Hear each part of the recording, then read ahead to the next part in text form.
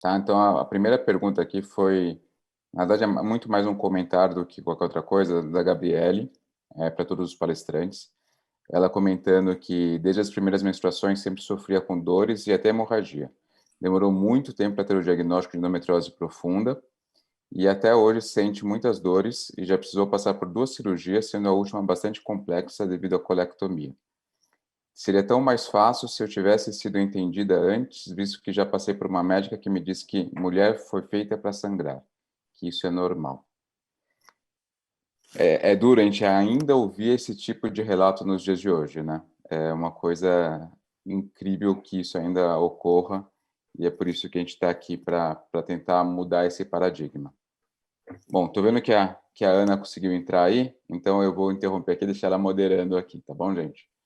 Você chegou a fazer alguma pergunta? Vamos lá. Bem, que legal, que bom que a gente conseguiu reunir esse grupo querido. E a gente está cheio de perguntinhas aqui. A primeira é da Verena, ela foi diagnosticada com endometriose profunda e adenomiose. E ela pergunta com que frequência ela deve repetir o exame para acompanhar a evolução da doença. Ela agradece a todos, né, pelo evento. Eu começaria dizendo, e vou passar para todos, essa pergunta eu queria que todos se concordassem, quem não concordar que também, né, se colocasse. Essa questão vai ser sempre muito individual, de cada profissional e de cada caso, para cada paciente.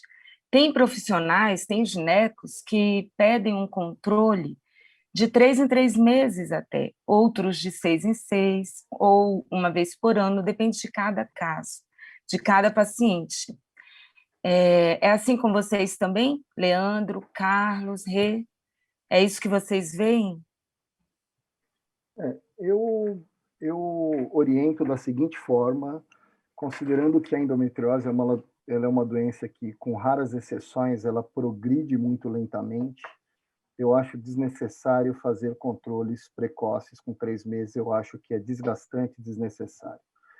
O que eu oriento é o seguinte: fazer controle uma vez por ano, para os casos habituais de endometriose, a não ser em 2 situações, em que haja uma piora do quadro clínico, e às vezes a gente tem uma progressão desesperada da doença, o que é raro de acontecer, mas quando há uma piora do quadro clínico, acho que vale a pena antecipar esse exame.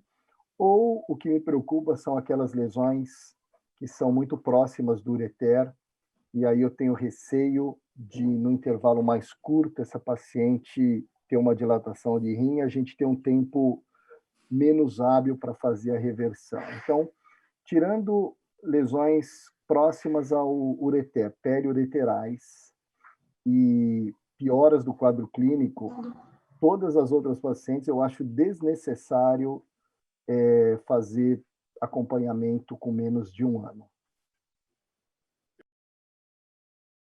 Como o nosso segue da mesma forma que o Dr. Leandro acabou de citar, a gente faz controles anuais e em alguma mudança clínica ou mudança de pensamento, até de fertilidade, aí a gente antecipa. E de pós-operatório, a gente costuma fazer um controle 6 meses após o pós-operatório. 6 meses após o pós-operatório, para avaliação da cirurgia, do pós-cirúrgico, e o restante habitual, como o Dr. Leandro citou. Aqui, oi, tá me vendo? Tudo certinho aí? Sim, perfeito, Sim. pode falar. Sim. Então, eu concordo com os colegas também, vai muito da mudança, né, da paciente da sintomatologia ou no pós-cirúrgico, que a gente também tenta fazer um exame mais precoce, né? Então, aqui a gente também funciona dessa forma. Que eu vejo também, o Carlos falou do controle pós-cirúrgico, 6 meses, né? Isso vai sempre de acordo com o gineco. Tem gineco que pede muito mais precoce, E aí depende, cada caso é de acordo para cada paciente, tá? Vamos seguir com as perguntas. É para o Carlos agora. Porque em alguns... É da Evilene. Porque em alguns exames não conseguem ver a lesão. Muitas vezes só na vídeo. Bom, isso vem de acordo com o que a gente citou na palestra. Primeiro, se a lesão é muito pequena, uma doença superficial, às vezes somente a vídeo consegue detectar. Como o Dr. Leandro citou, a gente tem um treinamento de muitos anos e está conseguindo ver lesões com a melhora da resolução e com a melhora da qualidade profissional, lesões cada vez menores. E algumas que se confundem se são doenças superficiais, se são doenças profundas e assim por diante. Esse é um primeiro fator. Então, a doença peritoneal, a doença superficial, tem baixa resolução para os nossos equipamentos. Segundo, há uma curva de aprendizado de todos os profissionais. Em qualquer ocupação, há uma curva de aprendizado. E essa curva de aprendizado é fundamental para que se melhore a qualidade do diagnóstico. Então, isso a gente tem com uma certa frequência, inclusive exames de mapeamento não demonstrando lesões importantes e que a gente revisa e está lá a doença. Essa curva é fundamental, o aprendizado, o conhecimento da doença. Carlos, você refere também no seu laudo os achados de lesões superficiais. Você falou sobre o tempo que a gente deve investir, né, explicando para a paciente que mesmo não tendo lesão profunda, ela não significa dizer que ela não tem endometriose. E aí eu te pergunto isso, assim, quando você vê os focos de lesões superficiais, se você refere no diagnóstico, então, a opinião de vocês, 3. Quando eu tenho uma paciente que tem uma lesão pequena realmente, e tem clínica importante, eu a descrevo e explico para ela que é uma suspeita de que aquela imagem seja um foco da doença, principalmente pelos seus achados clínicos, e estar num local onde a gente costumeiramente encontra a doença. Então, eu deixo o descritivo, sim, como suspeito para um foco de endometriose. Todos igual, Kevin? Leandrito, Renata? Concordo plenamente com tudo que o Carlos comentou, só fazer um comentário. A gente tem que tomar muito cuidado hoje, porque o exame, como ele depende muito de quem realiza o exame, tem um problema que nós temos tido muito caso de erros de diagnóstico também para mais. Então, antigamente ninguém via endometriose, hoje é um perigo, porque todos dizem que a paciente tem endometriose pelos exames de imagem. E aí a paciente fica muito confusa e alguns médicos inexperientes também ficam confusos, porque um exame mostra uma coisa, outro exame mostra outra, e aí ele vai acreditar naquele exame que mostrou o que a paciente tem de sintoma. E aí, às vezes, ele vai para uma cirurgia pensando que vai encontrar muita lesão, chega lá e vê só umas manchinhas superficiais. Então, meu recado é cuidado, porque nem sempre aquele exame que mostra a doença é o exame que está correto, baseando nisso que o Carlos comentou. Tem lesões que a gente não enxerga, e para endometriose, tamanho não é documento. Tem pacientes que têm muita lesão profunda e não tem sintoma, e pacientes que têm muito sintoma e a gente mal vê endometriose. Então, cuidado, porque nem sempre aquele exame que mostrou um monte de lesão é o exame que está correto.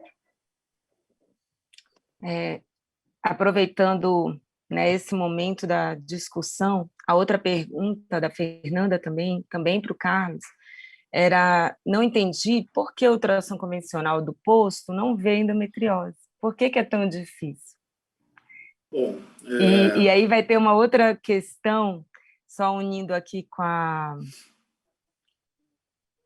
Nossa, gente, a gente está cheio de perguntas. que ela unindo essa questão do posto para qualquer palestrante, a Fernanda também, por que estes exames são tão caros? Por que o convênio não cobre? Vamos comentar disso. Bom, por que o exame do posto não visualiza? Na verdade, ele visualiza, né? Consegue se visualizar no exame transvaginal normal, sem preparo, uma boa parcela das lesões. O que falta, muitas vezes, claro que, primeiro, temos que saber se há uma qualidade de equipamento para aquela pessoa, traduzir seus conhecimentos.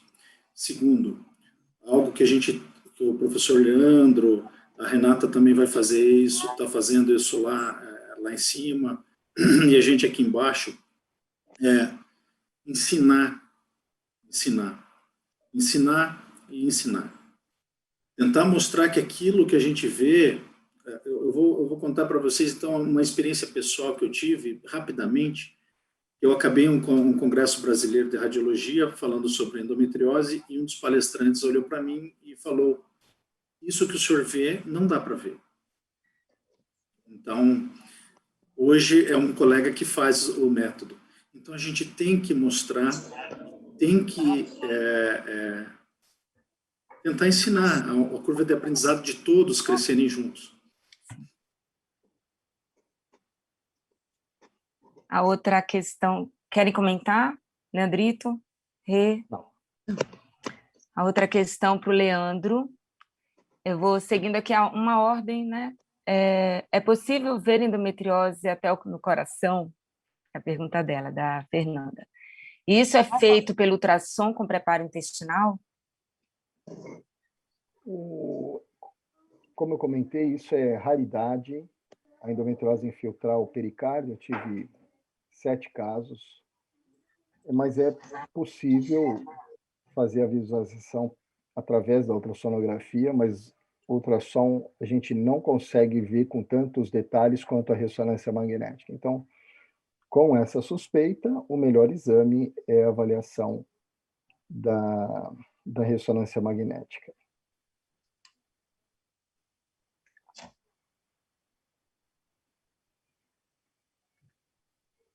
Outra questão da Lilo, qualquer palestrante. Por que tem tão poucos radiologistas especialistas? É a mesma questão que a gente estava colocando, né? E realmente, cada vez mais pessoas vêm fazendo, aprendendo a fazer, porque é treinamento, né? Como qualquer profissão, é treinamento, tem uma curva de aprendizado.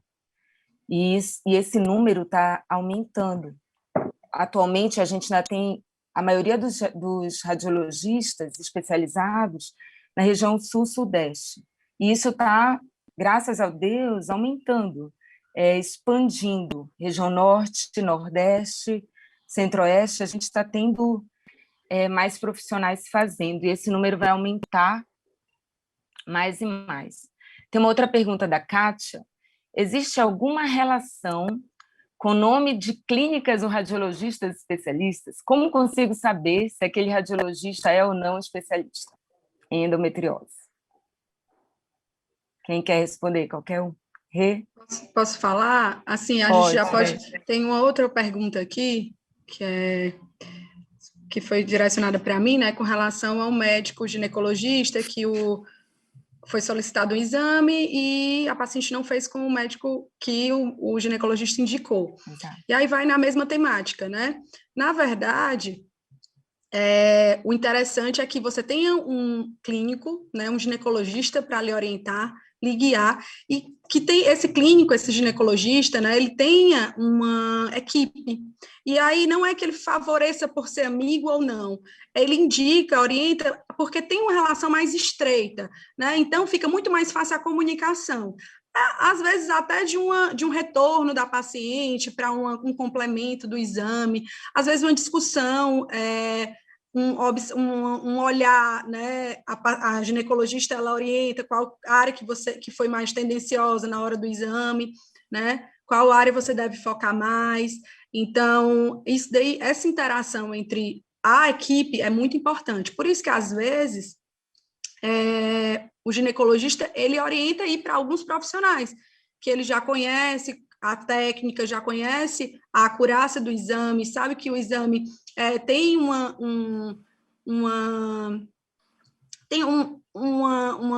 técnica, né, diferenciada, então tudo isso é importante, essa interação é fundamental.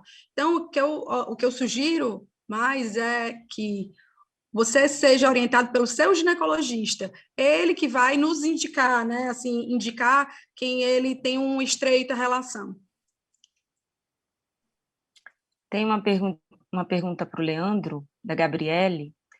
Eu acho que a gente passa e depois vai para uma outra que dá para correlacionar. Leandro, na minha última ressonância foram detectados focos de endometriose também no diafragma. Como sinto diversas dores, não sei identificar. Quais seriam os sintomas de endometriose do diafragma? A endometriose do diafragma dá muita dor, ou pode dar muita dor no ombro do lado direito, porque ela é quase sempre no lado direito, e o mesmo nervo que inerva o diafragma, ele inerva a região escapular do ombro. Então, as pacientes costumam ter uma dor na região do ombro, na escápula, às vezes um pouco pela cervical, e também é comum ela descer aqui pelo braço, às vezes chegando até próximo do polegar. Esse é o sintoma mais comum da endometriose de diafragma. E aproveitando essa pergunta, a outra paciente, a Kátia, fala: qual o melhor exame? Ultrassom ou ressonância? Meu cirurgião pediu os dois porque disse que são complementares, mas fica muito caro fazer os dois. Quer comentar, aproveitar esse do diafragma e começar? Isso. Então, eu vou aproveitar e comentar um pouquinho sobre isso, até para esclarecer também algumas questões sobre a aula da Renata. Então, o seu cirurgião está corretíssimo. Os dois exames são complementares. O ultrassom e a ressonância, eles têm vantagens e desvantagens. Para vocês entenderem um pouco, isso eu comento com os próprios colegas ginecologistas, a gente tem que tomar muito cuidado quando lê um artigo científico, porque, principalmente falando em endometriose, quando você ler artigos publicados em revistas de radiologia, há uma tendência a ele falar que a ressonância é melhor que o ultrassom, porque aquele grupo tem muita experiência com ressonância e pouca experiência com ultrassom. Quando você vê artigos publicados em revistas de ultrassonografia ou de ginecologia, aquelas pessoas que realizaram o estudo têm uma tendência maior a realizar exame de ultrassom bem feito e não fazer ressonância magnética bem feito. Então, a gente tem que tomar cuidado com essa interpretação. São poucos os radiologistas que fazem os dois métodos. O Carlos, por exemplo, é um deles, eu sou outro que faz os dois métodos, e a gente tem 3 ou 4 só radiologistas. A Ana também faz os dois métodos, que tem experiência com isso. Então, assim, independente do que o artigo escreva, se tanto faz, não é tanto faz. Para avaliação de endometriose pélvica, que é o local mais importante, o que mais frequentemente acomete as pacientes, o ultrassom é superior. Não importa o que os artigos falem, a gente que vivencia os dois métodos vê muito mais lesão no ultrassom do que vê na ressonância magnética. Não tenho a menor dúvida com relação a isso. Então,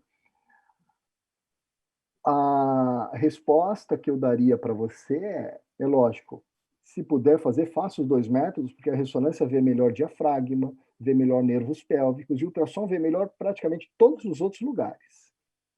Agora, isso vai depender de onde você está. Tem lugar que não tem alguém que faça ultrassom e só tem disponível ressonância magnética. Então, na sua cidade, o melhor método é a ressonância magnética. E tem lugar que não tem acesso a uma boa ressonância e tem só acesso a um bom ultrassonografista. Então, para a sua cidade, o melhor método vai ser a ultrassonografia. Agora, se você tiver que escolher um método, independente do seu quadro clínico, se você tiver que escolher um método para fazer o diagnóstico, você tem só uma bala para utilizar, é a ultrassonografia, não há a menor dúvida para isso. Perfeito. Concordam todos? Carlos e Rê? Eu tenho até um defeito, desculpa. Não, pode, eu já ia passar para você. Eu vou eu tenho passar até para um você. defeito que todas as minhas pacientes que fazem ressonância, a minha anamnese é feita durante o ultrassom. Então, eu tenho uma salinha próxima e eu faço a minha anamnese da paciente no ultrassom, já vendo ela. Então, para ter os dois métodos complementares. Válido, né? E essa é a grande vantagem, né? A paciente Do está ali, a ultrassom. gente pode perguntar do ultrassom, né? A gente pode perguntar e a gente pode tirar um pouco mais ali para ajudar no diagnóstico, né? Aí eu aproveito aqui para agradecer que hoje eu faço o método de ultrassonografia, porque graças ao doutor Leandro e à Ana, que foram grandes mestres, eu não vou falar quanto tempo para ninguém ficar fazendo cálculo, né, de idade, quantos anos a gente tem, deixa aí. Eu já publiquei. E aí eu agradeço, porque hoje eu aqui no Ceará eu consigo aprimorar cada vez mais, mas meus grandes mestres são esses dois aqui. Obrigada. Agora a pergunta da Kátia, referente ao preparo para o Carlos. O preparo intestinal que vocês fazem é sempre igual? É o mesmo da colono? É a pergunta dela. Bom, o preparo é muito variado, né? De serviço a serviço. É tão difícil falar desse tema, porque... Como você faz? Isso. Eu faço um pouco diferente do que os colegas fazem, no sentido que, ao longo dos anos, a gente vê um pouco de sofrimento nesse preparo. Não é igual da colônia, O colônia é feito com manitol, picoprel, tal. A gente não usa. O que a gente acaba fazendo é 1 hora antes do exame, a gente, além da dieta prévia, uma dieta leve, o jejum no dia, a gente acaba fazendo supositórios com fosfoenema e minilax. 1 hora antes do exame, para boa visualização. Então, é um preparo muito mais rápido, tentando aliviar. É óbvio que a gente tem pessoas que preferem realizar de outras maneiras, e isso a gente deixa a paciente com bastante tranquilidade e também escolher o seu preparo. Algumas pessoas não se adaptam ao supositório retal, então a gente faz uma outra forma de preparo. Então, é mais ou menos, o meu preparo é um pouco mais simples, porque ao longo dos anos a gente vê que o sofrimento é um pouco menor daquele preparo, né? Sim. A outra, unindo com essa pergunta sobre a necessidade de fazer colono, quer comentar, Leandrito? Só falando do preparo e a necessidade de colono? Se a paciente precisa fazer colono para investigar. É essa a pergunta dela. Cortou um pouquinho. Você Desculpa. Repete, por favor. Desculpa. A Aline está perguntando, aproveitando a questão do preparo, né? Se você também faz comentar seu preparo, como você faz. E aí a Aline pergunta se precisa fazer colonoscopia também, né? Se ela é útil para a endometriose. Como é referente ao diagnóstico, acho que vale a gente falar um pouquinho do que a colono vê e o que o ultrassom vê. Tá. O que o Carlos falou faz todo sentido, não vou ficar discutindo sobre os tipos de preparo, concordo com ele. Eu, como sou obcecado pela fossa ilíaca direita, eu acabo insistindo também no laxante via oral, mas acho que está ótimo do jeito que o Carlos falou, e mesmo sem o laxante, dá para a gente ver praticamente todas as lesões de falso ilíaca direita. Tá? É completamente compreensível.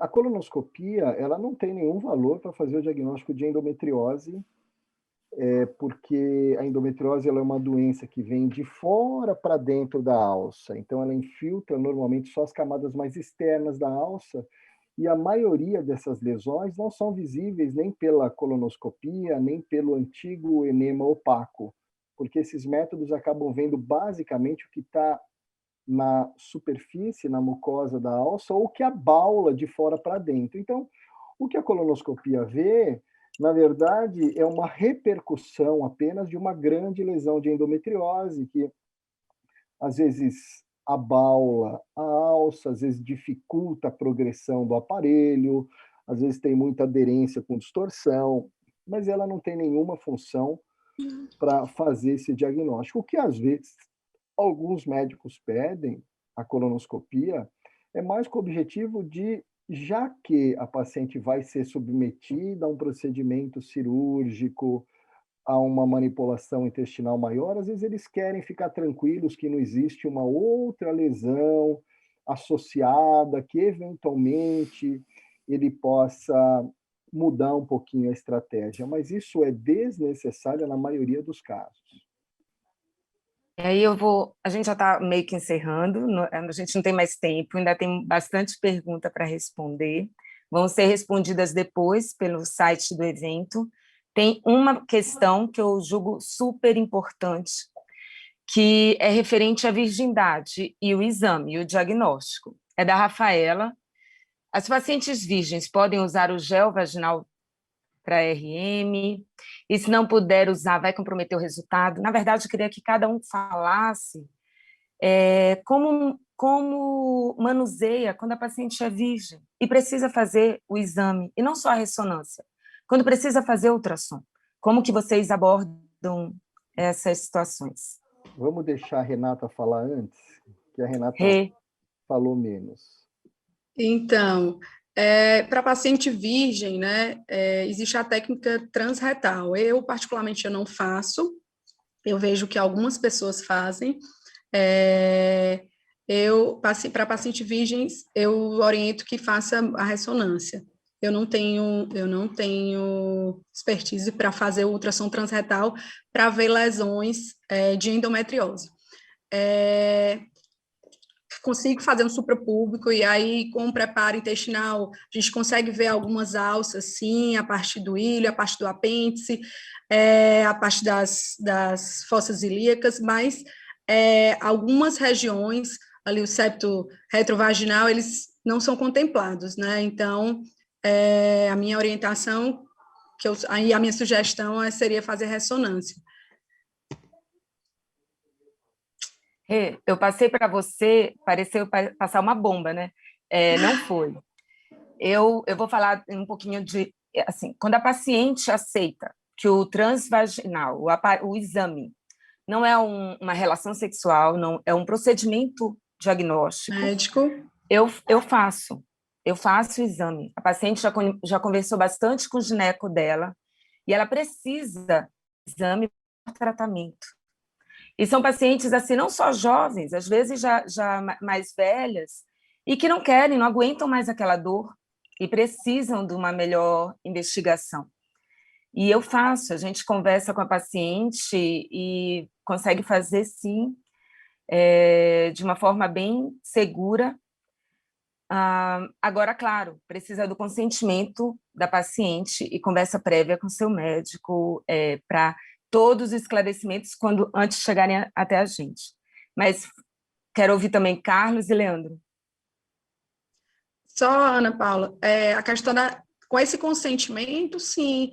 Agora, assim, no meu dia a dia, eu realmente não tenho conversado tanto mas eu acho que esse consentimento é válido, né? Vai chegar para você. Vai chegar. O e-mail da Ana Duarte, do Endotalks, a estrutura que eles precisam... Quer falar, Leandrito? Posso falar, depois o Carlos complementa.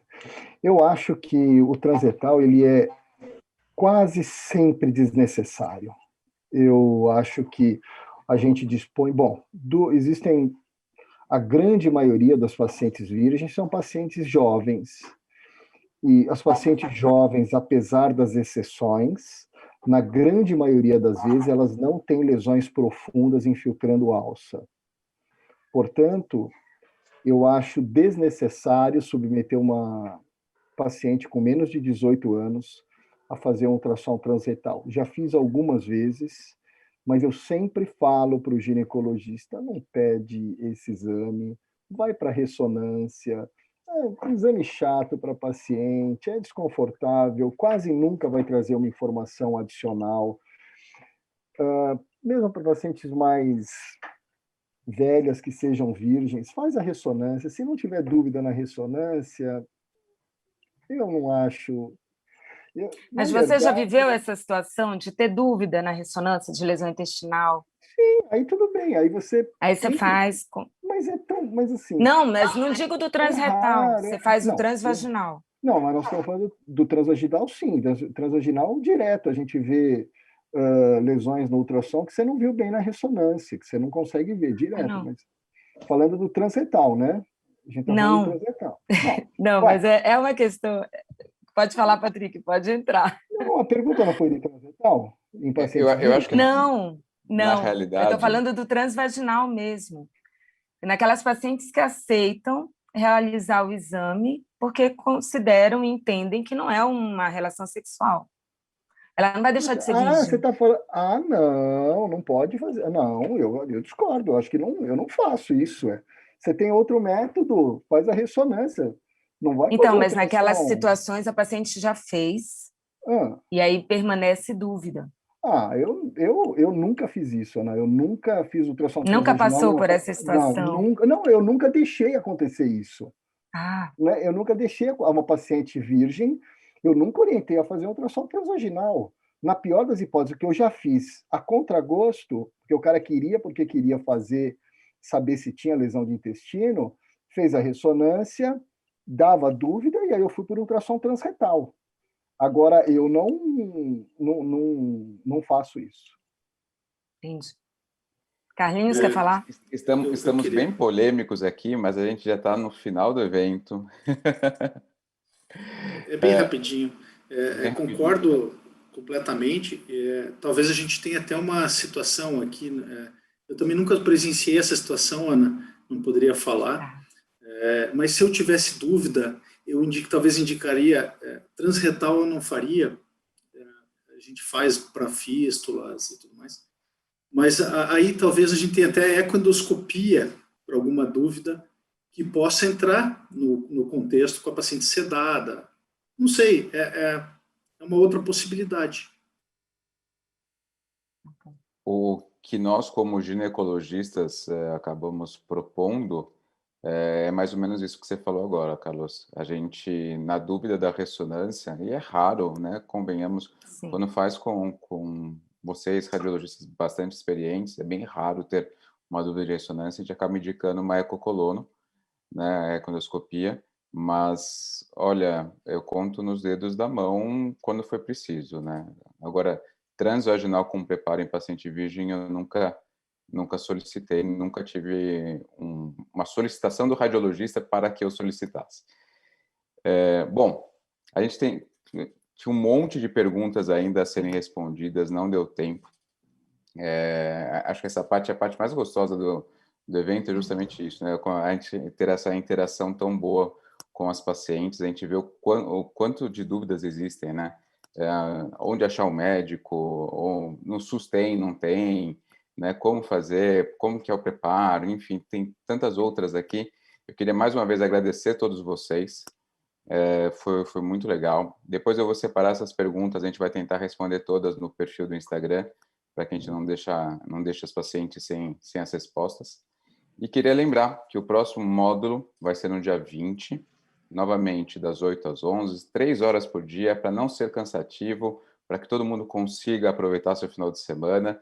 Vamos aglomerar online, né? O Vitor falou isso ontem, eu achei ótimo isso, vamos aproveitar essa fase vermelha e aglomerar online. Então, dia 20/3, nós vamos ter o segundo módulo, a gente vai falar, então, um pouquinho sobre técnicas de reprodução assistida, aspectos gestacionais e sexualidade nas mulheres com endometriose. Gente, muito, muito obrigado. Um bom sábado, um bom final de semana a todos. Obrigada. Sou imensamente grato a todos vocês. Obrigada. Tchau. Parabéns Tchau. aí, parabéns Obrigado. pelo evento. Tchau. Tchau.